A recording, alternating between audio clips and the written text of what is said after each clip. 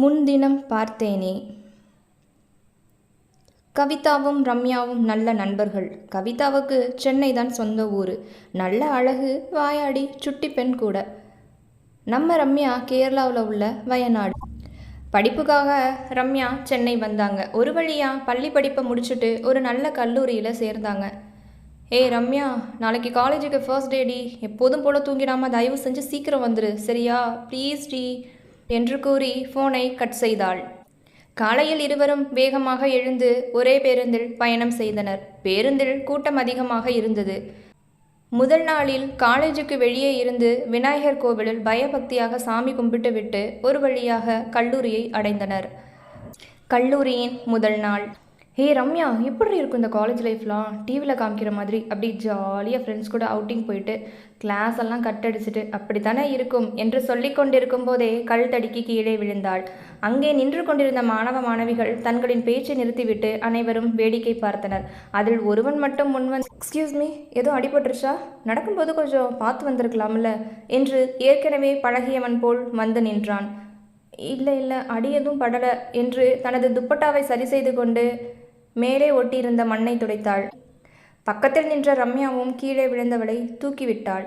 ஒரு வழியாக அவர்களது வகுப்பை அடைந்தனர். முதல் வகுப்பில் ஆசிரியர் தம்மை அறிமுகப்படுத்தி கொண்டு, ஓகே ஸ்டூடெண்ட்ஸ், நீங்கள் எல்லாரும் இன்ட்ரொடக்ஷன் கொடுங்க. ஒவ்வொருவரும் தங்களை அறிமுகப்படுத்தினர். கவிதாவும் ரம்யாவும் தங்களை பற்றி கூறிவிட்டு அமைதியாக அமர்ந்தனர். புது மாணவர்களை வரவேற்கும் வண்ணம் ஃப்ரெஷர்ஸ் டே நடத்தினார்கள் அந்த டிபார்ட்மெண்ட்டில் உள்ள சீனியர் மாணவர்கள். ஆசிரியர்கள் வெளியே சென்றவுடன் மற்ற சீனியர் மாணவர்கள் ராகிங் செய்ய ஆரம்பித்தனர். அதில் அம்பிகா என்ற ஃபைனல் இயர் மாணவி, ஹே கிரீன் சுடி, இங்கே வா, நீ தானே காலையில் கீழே விழுந்த, ஏன் நடக்கும்போது கூட உனக்கு பார்த்து வர தெரியாதா? வரும்போதே டான்ஸ் ஆடிக்கிட்டே வர என்று கொஞ்சம் கரராக பேசினார். இப்போ நீ என்ன பண்ணுறன்னா, ஸ்டேஜில் போய் டான்ஸ் ஆடுற சரியா? ஓகே, கண்டிப்பாக நீ போய் டான்ஸ் ஆடணும். இல்லை, எனக்கு டான்ஸு சுத்தமாக வராது, சாரிக்கா. அக்காவா? என்ன அக்கான்னு சொல்லி கூப்பிடுற? மேம்னு சொல்லி கூப்பிடு. எங்கே கூப்பிடு பார்ப்போம். இல்லை சாரி மேம், எனக்கு டான்ஸ் வராது. ஏய் இங்கே வா, என்ன கூப்பிட முடியாதுன்னு சொல்லிட்டு இருக்க. இப்போ நீ டான்ஸ் ஆடுற சரியா? ஸ்டேஜில் ஏறி நின்றாள் கவிதா. பின்னணியில் பாடல் ஒன்று ஒலித்து கொண்டிருந்தது. கவிதா ஆடாமல் பயத்துடன் நின்று கொண்டிருந்தாள். உடனே எங்கிருந்தோ அவன் மின்னல் போல வந்தான். ஆம், அவனேதான். அவன் பெயர் கைலாஷ், இந்த கதையின் நாயகன். ஹே, ரேகிங் பண்ணுறது தப்புன்னு தெரியாதா? எதுக்கு இப்போ இந்த மாதிரி பண்ணிகிட்ருக்கீங்க? கொஞ்சம் கூட சென்ஸே இல்லை. இப்போ தான் நியூவாக ஜாயின் பண்ணியிருக்காங்க, இப்படியா ட்ரீட் பண்ணுவீங்க என்று நியூ ஸ்டூடெண்ட்ஸை அவரவர் வகுப்பிற்கு போக சொன்னான். ஃபைனல் இயரில் படிக்கும் அவனது சக தோழர்கள், கைலாஷ், நானும் காலையிலேருந்து உன்னை பார்த்துட்டேன்டா, ஒரு ரியாக்ஷனே சரியில்லை, என்னடா என்று நக்கலாக சிரித்துக்கொண்டு நண்பர்கள் எல்லோரும் கைலாஷை கலாய்த்து கொண்டிருந்தனர். வர வேலையே இல்லையா என்று சொல்லிவிட்டு கேன்டீனுக்கு அவன் நண்பர்களுடன் போனான். அடுத்து கவிதாவும் ரம்யாவும் மதிய உணவை சாப்பிட்டு விட்டு பேசி கொண்டிருந்தனர். அப்பா, என்னை எதுக்கு இப்படி சோதிக்கிற?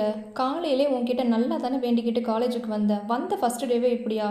இன்னும் 3 வருஷம் அந்த காலேஜில் படிக்கணும் என்று புலம்பிக் கொண்டிருந்தாள். ஏ என்ன, எல்லா டேஸும் இப்படியேவா போக போது? விடுடி பார்த்துக்கலாம் என்று தேற்றினாள். அதான் பார்த்தேனே, மார்னிங் நான் கீழே விழுந்தப்ப நீ தூக்கி விட்ட அழக யாரோ ஒரு அன்னோன் பர்சன் வந்து அடிபட்டுருச்சான்னு பாசமாக கேட்குறான். பக்கத்தில் நிற்கிற நீ என்னடி பண்ணிக்கிட்டு இருந்த? செல்ல சண்டை போட்டாள் கவிதா. ஒரு வழியாக சாயங்காலம் 5 மணி ஆனது. இருவரும் வீட்டிற்கு கிளம்பினர். பேருந்து நிலையத்தில் பேருந்துக்காக காத்திருந்தனர். 12B பஸ் வந்தவுடன் ஏறி வீட்டிற்கு சென்றனர். ஃபர்ஸ்ட் டே காலேஜ் எப்படி இருந்திருக்கு கவிதா என்று கவிதாவின் அம்மா கேட்டார். நல்லா தான் இருந்துச்சு, ஒன்றும் பிரச்சனை இல்லை என்று கூறி அவளது அறைக்கு சென்றாள். இரவு உணவு சப்பாத்தி உண்டுவிட்டு தூங்கினாள். மறுநாள் காலையில் வழக்கம் போல் கல்லூரிக்கு இருவரும் சென்றனர். நாட்கள் அப்படியே நகர்ந்தது. 3 மாதத்திற்கு பிறகு கைலாஷை திரும்பவும் கேன்டீனில் சந்தித்தாள். Hi senior. இல்லை சாரி, நிஜமாக எனக்கு தெரியல, நீங்கள் யார்? ஓ, லாஸ்ட்டு 3 மந்த்ஸ் முன்னாடி ஃப்ரெஷர்ஸ் டே அப்போது உங்கள் கிளாஸ் கேர்ள்ஸ் எல்லாம் என்னை ரேகிங் பண்ணாங்க. நீங்கள் தான் என்னை கடவுள் மாதிரி காப்பாற்றி விட்டீங்க. ஓ அப்படியா, சரி ஓகே. ஆமாம், கிளாஸுக்கு போகாமல் இங்கே என்ன பண்ணிகிட்ருக்கீங்க கேன்டீனில்? மார்னிங் சாப்பிடல, அதான் கிளாஸை கட் பண்ணிவிட்டு வந்திருக்கோம். மார்னிங் சாப்பிட்லன்னா இப்படி தான் கிளாஸை கட் பண்ணுவீங்களா? இல்லை, சாப்பிடாதப்போ மட்டும் கட் பண்ணுவோம். ஓகே, நீங்கள் மட்டும் தனியாக வந்திருக்கீங்களா என்ன? இல்லை, நானும் என் ஃப்ரெண்டும் வந்தோம். சீனியர், உங்கள் நேம் என்ன? என் name Kailash. Okay senior, thank you. சீனியர்லாம் வேணாம், கைலாஷ்னே கூப்பிடுங்க, ஒன்றும் பிரச்சனை இல்லை. ஓகே கைலாஷ், பாய் என்று சொல்லிவிட்டு வாங்கி வைத்திருந்த ஜூஸை கவிதாவும் ரம்யாவும் குடித்துவிட்டு கிளாஸுக்கு சென்றனர். வகுப்பில் மேக்ஸ் மேம். 2 பேரும் எங்கே போயிட்டு வரீங்க? மேம் இல்லை மேம் மார்னிங் சாப்பிடல. ரம்யாவுக்கு மயக்கம் வந்துருச்சுன்னு சொன்னா. ஸோ அதனால் ஜூஸ் வாங்கி குடிச்சிட்டு வந்தோம் மேம். குடிச்சிட்டு வந்தீங்களா? அவளுக்கு தானே மயக்கம் வந்திருக்கு, என்ன குடிச்சிட்டு வந்தேன்னு சொல்கிறீங்க? இல்லை இல்லை மேம், வாங்கி கொடுத்துட்டு வந்தேன் மேம். ஏய், எனக்கு மயக்கமே வரலடி, ஏன்டி இப்படி பொய் சொல்லிகிட்ருக்க? அம்மா, இங்கே என்ன ட்ராமா ஓடிட்டுருக்கு? உண்மையாகவே உனக்கு மயக்கம் வந்துச்சா ரம்யா? இப்போ நீ உண்மையை சொல்லலை, அவ்வளோதான். இல்லை இல்லை மேம், எனக்கு மயக்கம் வந்துச்சு மேம். ஸோ அதனால் கேன்டீன் போயிட்டு ஜூஸ் மட்டும் வாங்கி குடிச்சிட்டு வந்தேன் ma'am. Okay, how you feel now? இப்போ எனக்கு கொஞ்சம் ஓகே மேம். ஓகே, உடம்பு முடியலன்னா எதுக்கு கிளாஸுக்கு வர? வீட்டிலே இருந்து ரெஸ்ட் எடுக்கலாம்ல. சரி போ, போய் கிளாஸில் வேணா ரெஸ்ட் எடு. ஓகே மேம், நான் ஐம் ஓகே என்று கூறிவிட்டு வகுப்பை கவனிக்க ஆரம்பித்தாள்.